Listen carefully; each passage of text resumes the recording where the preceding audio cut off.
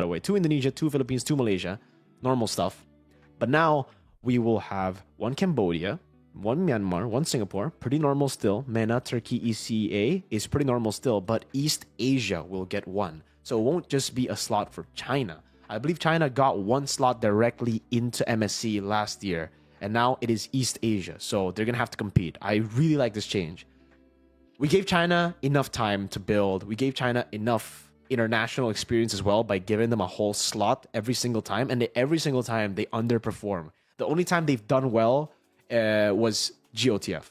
So, yeah. I'm glad that they finally realized this, Moonton, and they're like, okay, you know what? Let's go for the most competitive teams instead of just, giving China more and more chances and them constantly failing. So they get punished for performing poorly. Americas. This is LATAM plus America plus NA. Usually there's a LATAM slot and there's an NA slot. Now it's just the Americas and they only get 1 slot in MSC.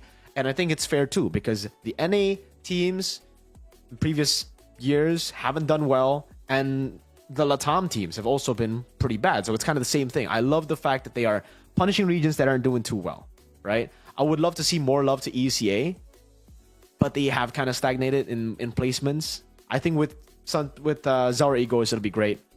But India gets 1 official slot. So they've taken away the LATAM slot and the East Asia slot, and they are giving it to India, which I think is great.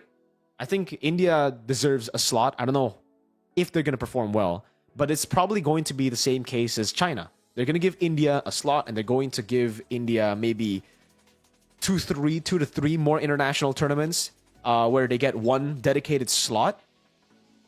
And if they don't perform, they'll probably be grouped up with one of these, like maybe East Asia. Maybe they'll make one for just South Asia, and then they combine Nepal, India, and But that's what I think is going to happen right now.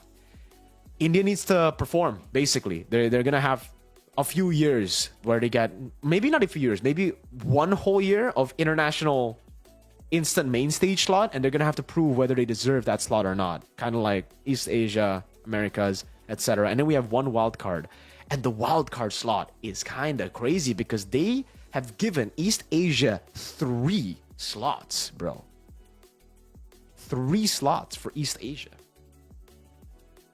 Mekong gets 1, fair. They haven't done well. Thailand gets 1, fair. They haven't done well either. MENA gets 1. Mirko, Turkey gets 1, really good. ECA, I think these 2 definitely need. And look at this. Organizing their upcoming Southern Africa Regional Cup. Handshake Yo. emoji. Handshake emoji. Urjit Bodana, can you please give a shout out to Nigel and whole Paradox Esports for organizing their upcoming Southern Africa Regional Cup? Yo, Nigel, shout outs to you, man. Paradox Esports, GG's. Hopefully we get to see more of Africa in MLBB, and so far it is already developing. Thank you so much, Urjit. Really appreciate the 230 rupees. Thank you, brother. But yeah, back to the point.